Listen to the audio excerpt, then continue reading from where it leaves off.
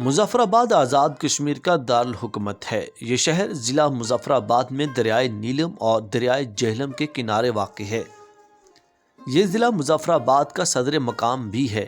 مظفر آباد آزاد کشمیر کا دارالحکومت اور سب سے بڑا شہر ہے اور پاکستان کا 60واں بڑا شہر ہے۔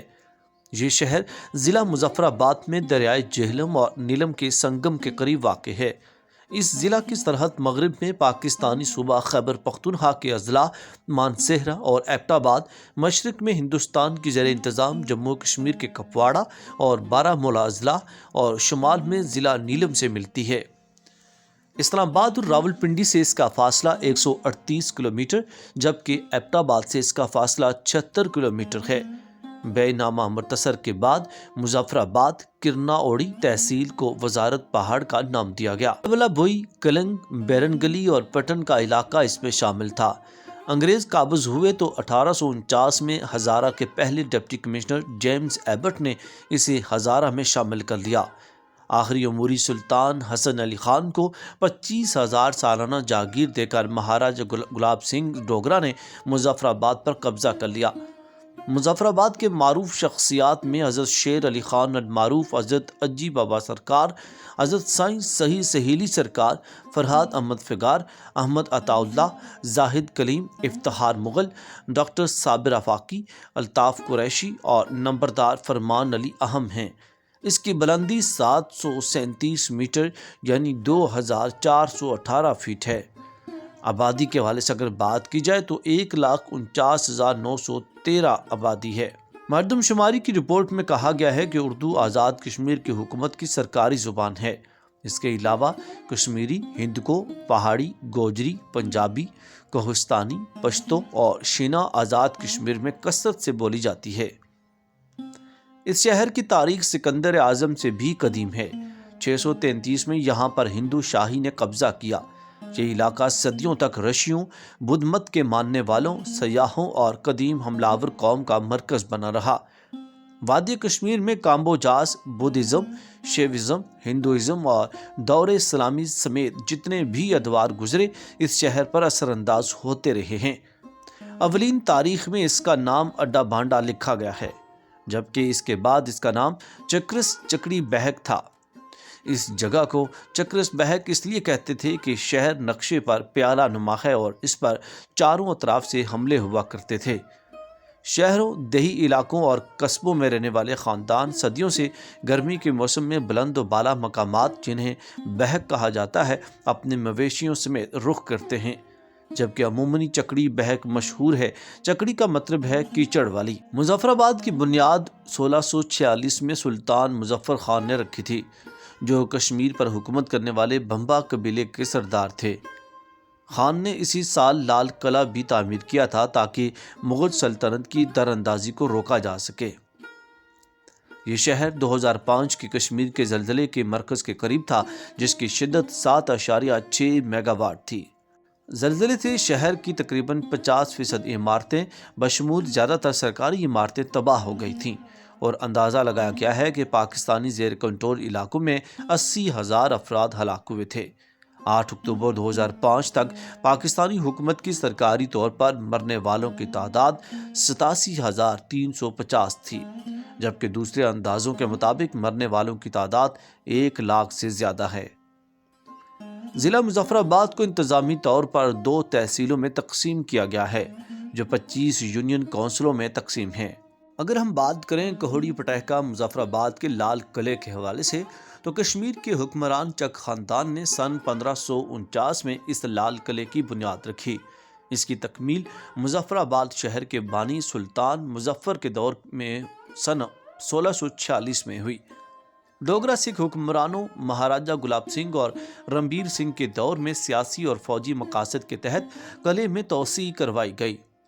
تعمیر کے وقت اس قلعے کا رقبہ 59 کنال تھا اور اس کے 3 طرف دریا تھا۔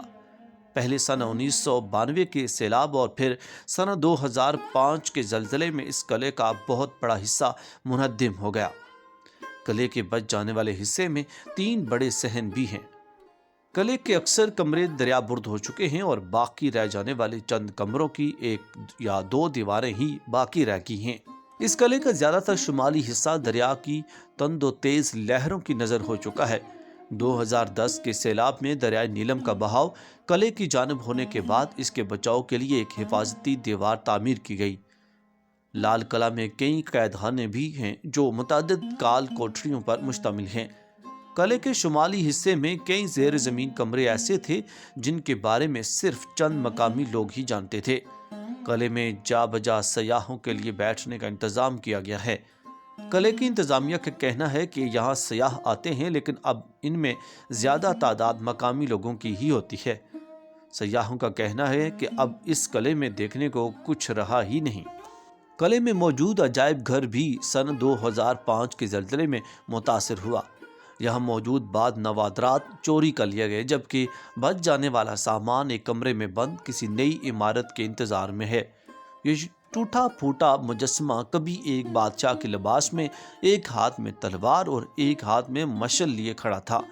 قلعے کے باہر ایک سرائے بھی موجود تھی جو 2005 میں آئے زلزلے میں تباہ ہونے کے بعد دوبارہ تعمیر نہیں کی گئی۔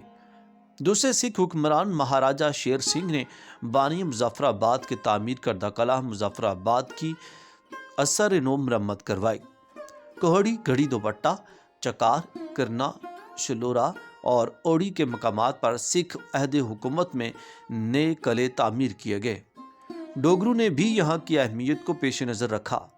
کوہالہ، دومید، مظفر آباد شہر کے پل، کوہالہ، سری نگر، برارکوٹ، مظفر آباد کی پختہ سڑکیں، مظفر آباد فورٹ کی مرمت و توسیع، شہر میں 3 مندروں کی تعمیر اور شہر کے بالائی وزیر حصہ کی رابطہ سنگی سیڑھیاں، شہر کی گلیوں کی پختگی، کوہالہ سری نگر روڈ پر برسالہ، دلائی، دومیل گھڑی اور اوڑی کے مقامات پر شاندار ڈاک بنگلوں کی تعمیر، اوڑی کے نزدیک مہورا کے مقام پر وادی کشمیر کے لیے ہائیڈل پاور سٹیشن کی تعمیر اور مظفر آباد شہر میں بجلی کی فراہمی کے لیے ماکڑی ہائیڈل پاور سٹیشن کا قیام، یہ سب ڈوگرا عہدے کی یادگار ہیں۔